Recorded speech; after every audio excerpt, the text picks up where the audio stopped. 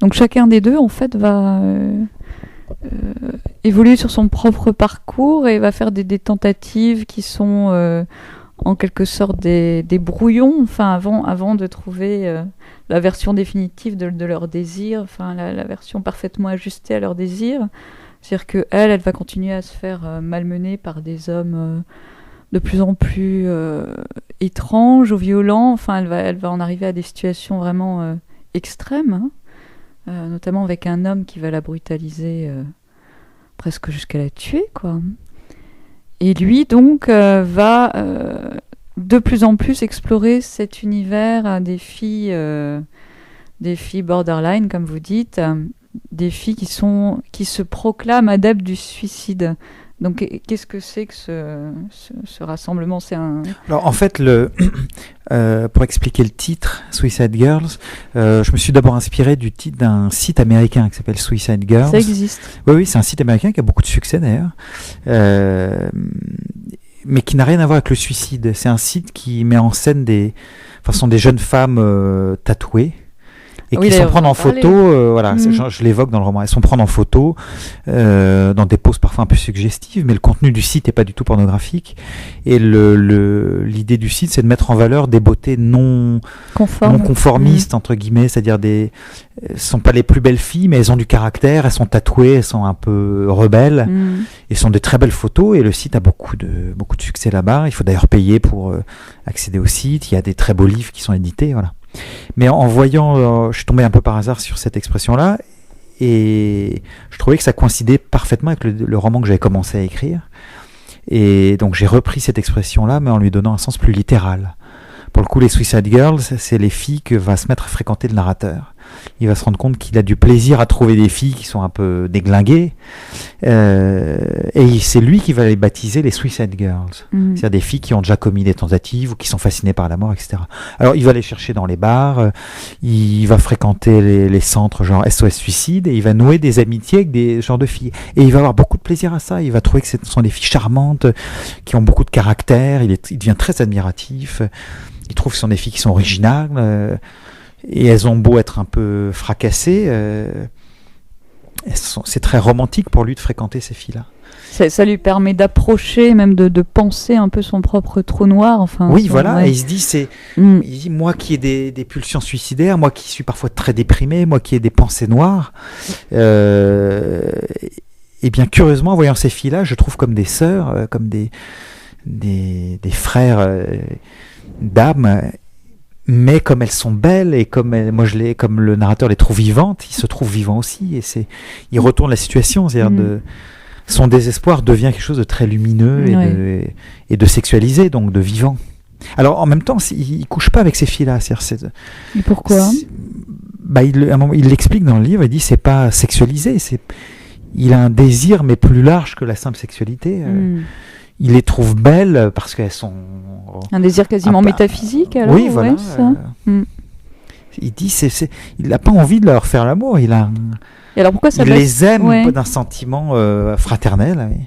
Pourquoi ça bascule avec Manon dans... Alors ça bascule qu'à moitié. Manon, alors, donc, il se met à fréquenter ce cercle des Suicide Girls. Et puis un jour, par hasard, ça se passe au milieu du livre, il croise le parcours de l'autre narratrice, Manon. Et là, c'est un coup de cœur parce que elle est à la fois la plus belle qu'il ait vue, la plus touchante, et c'est la première qui va lui raconter vraiment son histoire. Et là, il y a une passion qui va se développer, mais assez peu sexualisée dans le sens où ils passeront leur nuit ensemble, mais il y aura pas d'acte sexuel en fait. Quand on lit bien, il n'y a pas d'acte sexuel. C'est érotisé, ils se caressent un peu, mais au fond, elle refuse l'acte sexuel. Et elle lui dit justement, comme j'ai un sentiment très fort pour toi, je veux pas qu'il y ait d'acte sexuel. Ouais, parce que pour elle, l'acte sexuel, c'est entaché, c'est animal ou barbare ou brutal. Et puis lui n'en a pas forcément envie, ça lui manque pas. Il la trouve très belle. Mais pourquoi finalement l'acte sexuel? Qu'est-ce que ça ajoute? Est-ce que ça ajoute vraiment quelque chose? Oui, parce qu'au fond, c'est pas ça qu'il cherche l'un dans l'autre. Non, c'est pas lui. C'est plus une sorte de fusion des âmes. Oui, puis une approche commune de la mort, au fond. Et puis une sorte de joie. Sa joie, à lui, c'est de fréquenter cette fille-là et qu'ils arrivent à passer des belles journées alors même qu'ils sont désespérés. Ouais. Et puis il la trouve belle, mais Ouais, une approche de la mort jusqu'à l'acte ultime et jusqu'au dépassement même de l'acte ultime. Enfin, c'est vraiment ça va très loin, quoi. Alors, effectivement, le roman se clôt sur un. On va pas dire dévoiler, chute, mais ils vont tous les deux aller très loin dans très loin, ouais, dans leur quête. Voilà. C'est une quête commune au fond. Voilà. Et la quête, c'est est-ce qu'on peut même plonger dans la mort tout en survivant et comment et si on est fasciné par la mort, est-ce qu'on n'est pas condamné, est-ce que ça finisse mal? Et donc on aura la réponse qu'à la fin du livre. Je me suis demandé si vous aviez lu Frédéric Yves Janet, un écrivain. Oui, alors je le connais. Oui. Oui, bien sûr, mais un texte qui. Alors non, moi comment dire, ça m'a frappé parce que toute son œuvre en fait est fondée sur le suicide de son père. C'est ce qui a été le moteur, enfin un déclencheur de l'écriture chez lui, et il ne cesse de tourner en spirale complètement hypnotique autour de ce motif-là. Donc je me demandais s'il y avait un rapport, mais non, apparemment non. Alors j'ai lu un de ses livres, mais c'était il y a très longtemps. Ouais. Mais du coup, je vais Cyclone peut-être ou... je l'ai dans mes bibliothèques. Je relirai ça. Mais il y a pas mal d'auteurs finalement qui traitent de ce thème-là. Vous pensez à qui? J'ai un ami qui s'appelle Alexandre Lacroix qui a publié un roman chez Flammarion. Dans les classiques, il y a Le Feu follet de Drieux. C'est vrai. Le narrateur qui finit d'ailleurs par se suicider. Alors évidemment, c'est des livres qui font pas forcément des grands succès commerciaux et puis qui sont. Mais oui, c'est le cas. En revanche, j'ai écrit ce livre-là aussi parce que j'avais pas le souvenir, j'ai pas lu l'équivalent. Ah non, je connais pas d'histoire de réseau de filles qui commettent ça. Bon. Mais après, le thème même du père qui suicide, ça effectivement, je pense à Mishima aussi, qui l'a commis lui-même et qui en parle de manière éblouissante et puis heureuse, enfin torturée mais heureuse. C'est un thème qui vous travaille depuis longtemps, alors Alors ça me travaille depuis longtemps parce que je soupçonne mon père de s'être suicidé effectivement, mais c'était il y a une quinzaine d'années. Mais j'en ai pas la preuve, donc c'est. Pas forcément, oui, c'est pour ça que donc ça me hante, mais sans que je puisse en tirer des conclusions. En même temps, c'est très troublant parce que c'est difficile de se définir par rapport à un père dont on ne sait pas comment il est mort exactement. C'est doublement problématique. Donc c'est comme si j'avais deux options dans la vie.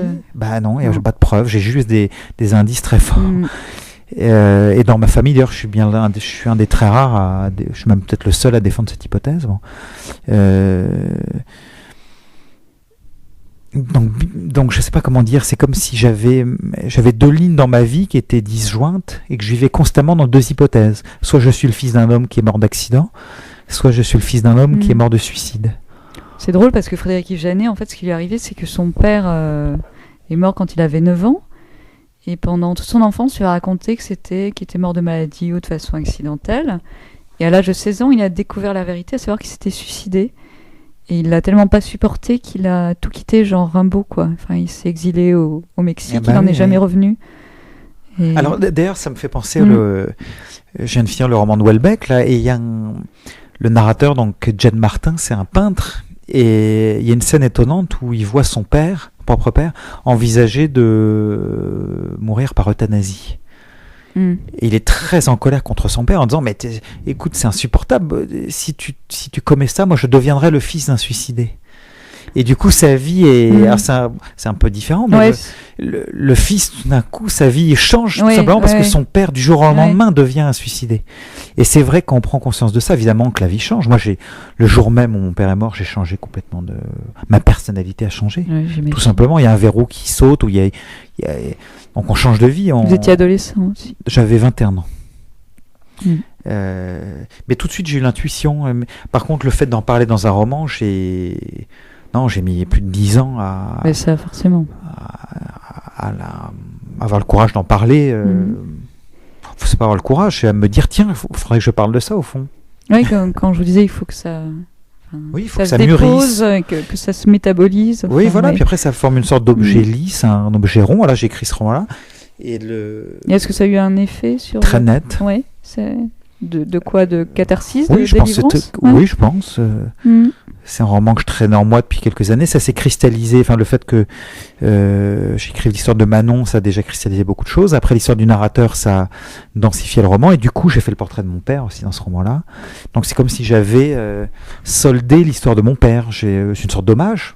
Je fais un portrait de lui sous les traits d'un homme très doux, un homme valable, mais qui était malheureux dans la vie. Oui, qui était captif de principes. Oui, captif d'un mode de vie un peu daté, peut-être.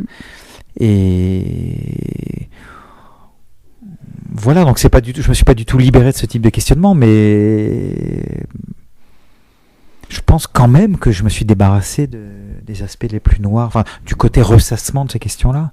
Je suis plus du tout dans le ressassement de ce genre de thématique, alors que je l'ai été longtemps. Et c'est un roman assez sombre, c'est vrai, assez tranchant, mais avec un style très classique. Et je suis à peu près sûr que j'écrirai moins maintenant des textes aussi noirs. Alors après, on verra. J'en ai écrit d'autres très radicaux aussi, mais plus exactement sur le même thème. Et maintenant, je me rends compte que les dernières choses que j'ai écrites sont beaucoup plus apaisées. Oui, c'est pas étonnant. Et alors, est-ce que le personnage de Manon, la Manon authentique, a connu cette rédemption que vous décrivez à la fin ou... Enfin, elle est toujours vivante en tout cas, puisque vous l'avez rencontrée. Alors, c'est quelqu'un que j'ai pas revu depuis très longtemps. Donc vous savez pas. Donc, il faut qu'on en parle. Mais vous lui avez envoyé votre livre ? C'est très délicat. C'est quelqu'un que j'ai pas vu depuis plus d'un an, un an et demi. Oui. Donc, il faut qu'on en parle prochainement. Donc, en fait, c'est en suspens. Elle sait pas que vous avez. J'en suis pas sûr. Je pense que oui. Ouais. Je lui ai dédié le livre. C'est un roman qui... Alors, ça reste du roman, donc c'est pas... Donc pas un récit. Vous savez si elle s'en est sortie ou pas ? Oui, je pense que... Enfin, sortie, oui, elle est vivante et c'est quelqu'un de joyeux et qui a des... je sais pas, là, on sort du cadre du jeu. Oui, c'est une histoire qui est en train de s'écrire d'une certaine manière, donc je peux pas en... Bien sûr, et puis ça vous appartient pas, de toute façon. Oui, voilà, je peux pas parler à sa place, ça fait trop longtemps que je l'ai pas vu. Oui. Et alors, vous avez publié un roman précédemment, hein, donc... Oui. Que j'ai pas lu, donc je sais pas du tout de quoi il s'agit. Est-ce que ça a le moindre rapport ou... Alors c'était un roman qui s'appelait Azima la Rouge, chez Flammarion en 2006. Alors c'était un roman qui se passait en banlieue, qui était inspiré de choses que j'avais vues, entendues en tant que prof, dans le cadre de mon métier de professeur en banlieue. L'écriture était très différente, des phrases plus courtes. Je pense que c'était moins maîtrisé que celui-là. La thématique, c'était quoi ? Alors, ce qui est troublant, c'est que la thématique est assez proche, même si le traitement est différent. C'était l'histoire d'une fille. C'est assez troublant quand j'en parle maintenant, mais d'une adolescente dans un collège en banlieue parisienne et qui sentait qu'il allait lui arriver des malheurs.